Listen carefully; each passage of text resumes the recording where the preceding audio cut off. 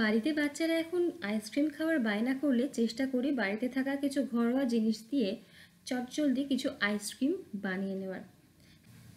হ্যাঁ, অবশ্যই ice cream set হতে সময় লাগে, তো সেই সময়টা কিন্তু বাচ্চারা অপেক্ষা করে, কারণ বাড়িতে তৈরি করা জিনিসের স্বাদ আলাদাই হয়, দোকানের থেকে কিন্তু দ্বিগুণ হয়। চলুন দেখে নিয়ে আজকে মাটকা আইসক্রিমের রেসিপি।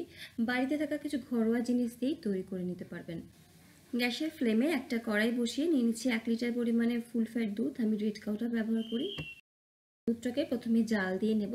দুধটা যখন একবার ফুট এসে যাবে বা একবার জাল হয়ে যাবে, গ্যাসের ফ্লেমটা লোতে করে দেব। দিয়ে এখানে দিয়ে দেবো আমি 1/4 কাপ পরিমাণে গুঁড়ো দুধ। বাড়িতে যে গুঁড়ো দুধটা আমরা চায়ের জন্য ব্যবহার করি আমি সেটাই ব্যবহার করছি। তো গুঁড়ো দুধটা দিয়ে সঙ্গে সঙ্গে কিন্তু ভালো মতো মিশিয়ে নিতে হবে। চাইলে এখান থেকে 1 কাপ মতো লিকুইড দুধ তুলে নিয়ে গুঁড়ো দুধটা মিশিয়ে এর সাথে মেশাতে পারেন, কিন্তু এভাবে সঙ্গে সঙ্গে যদি মিশিয়ে দেওয়া যায় গুঁড়ো দুধ ভালো মতো মিশে যাবে।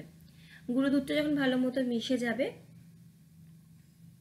এখানে 1 চিমটি কেশর দেব। মাটকা আইসক্রিমে কেশরের ফ্লেভারটা খুব ভালো লাগে, আমার বাড়িতে ছিল তাই দিচ্ছি। যদি না থাকে তাহলে স্কিপ করতে পারেন। কেশর দেওয়ার পরে আমাদের দুধটাকে কিন্তু ভালো মতো ফুটিয়ে ঘন করে নিতে হবে। যদি আমরা 3 কাপ দুধ নিই, ঘন করে 1.5 কাপ করে নেব। আর কেশরের জন্য কালারটাও কিন্তু হালকা চেঞ্জ হয়, যেটা বেশ ভালো লাগে। সাইডে যে মালাইটা জমছে সেটা কিন্তু নিতে থাকবো। এতে দুধের মধ্যে একটা ক্ষীরের টেক্সচার আসে, যেটা খেতে কুলফি আইসক্রিম খেতে বা মাটকা আইসক্রিম খেতে ভালো লাগে। তারপরে দিয়ে দেবো চিনি। আমি 1/4 কাপ চিনি দিচ্ছি, একটু কমের দিকে দিচ্ছি, আপনারা নিজেদের স্বাদ অনুযায়ী দেবেন। দিয়ে দেবো কিছু পরিমাণে বাদামের কুচি। আমি এখানে আমন্ড আর কাজু দিচ্ছি, নিজেদের পছন্দ মতো যে কোনো রকম বাদামের কুচি এখানে ব্যবহার করতে পারেন। সমস্ত কিছুকে মিশিয়ে দিয়ে দেবো 2 চিমটি এলাচের গুঁড়ো। আবারও এলাচের গুঁড়োটা ভালো মতো মিশিয়ে নিচ্ছি। ছোট এলাচটাকে দানাগুলো বার করে কড়াইতে নাড়াচাড়া করে একটু গুঁড়ো করে নিয়েছি। মিক্সিতেও চালিয়ে দিতে পারেন অথবা হামালদিস্তা দিয়েও গুঁড়ো করে নিতে পারেন। আরও 2 থেকে 3 মিনিট ভালো মতো ফুটিয়ে দুধটাকে ঘন করে নেওয়ার পরে দেখুন এই ধরনের ঘনত্ব এসেছে। আশা করি দেখেই বুঝতে পারছেন আমি যে পরিমাণ দুধ নিয়েছিলাম সেটা কিন্তু অর্ধেক পরিমাণ আর রয়েছে। তো এর থেকে বেশি আর ঘন করছি না, গ্যাসের ফ্লেমটাকে বন্ধ করে দিচ্ছি, দিয়ে একদম ঘরের তাপমাত্রাতে এনে নেব। তারপরে এরকম ছোট ছোট বাড়িতে আমার সেরামিকের পাত্র ছিল, তার মধ্যে আইসক্রিমটা সেট করতে দেব।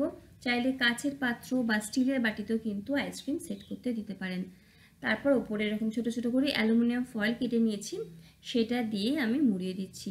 যদি ক্লিং র্যাপ থাকে সেটা দিয়েও কিন্তু আপনারা ভালো মতো কভার করে দিতে পারেন। তারপরে ডিপ ফ্রিজে রেখে দেবো 6 থেকে 7 ঘন্টা।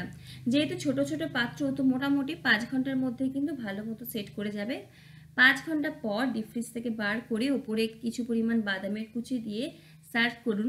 বাচ্চারা তো খুশি হবেই, বাড়িতে বড়রাও যদি চায় আইসক্রিম খেতে এনজয় করতে পারে। অবশ্যই রেসিপিটা ট্রাই করবেন। একদম সাধারণ কিছু ঘরোয়া জিনিসে কেমন লাগলো জানাবেন। ভিডিও ভালো লাগলে লাইক, কমেন্ট, শেয়ার আর সাবস্ক্রাইব করে পাশে থাকার অনুরোধ থাকবে। আজকে এই অবধি, দেখা হচ্ছে পরের ভিডিওতে অন্য কোনো রেসিপি নিয়ে। সকলে ভালো থাকুন, সুস্থ থাকুন, হাসি খুশি থাকুন। ধন্যবাদ।